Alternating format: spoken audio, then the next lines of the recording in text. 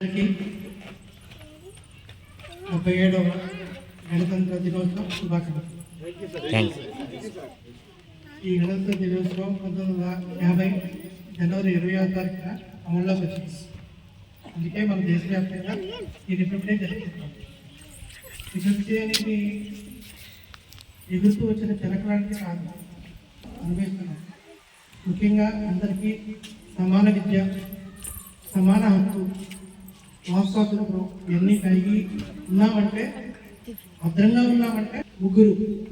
ఒకళ్ళు దేశం వెలుపలున్న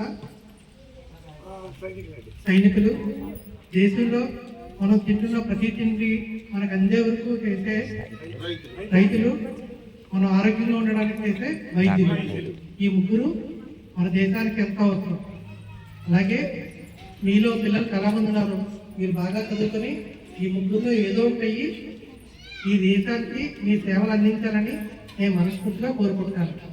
ఈరోజు మీరు సేవలు అందుకుంటారు, మీరు బాగా చదువుకొని మీరు సేవ చేసే స్థాయికి ఎదగాలని మనస్ఫూర్తిగా మిమ్మల్ని దీవిస్తూ ఆ భగవంతుని ఇవ్వాలని కోరుకుంటున్నాను.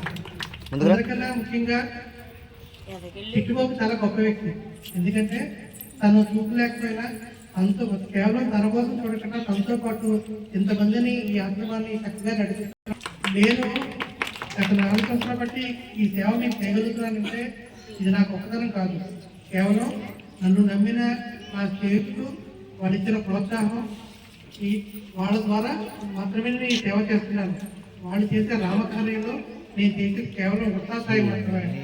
వాళ్ళ సాయాన్ని మీలాగా తీసుకొస్తాను తప్ప. Thank you.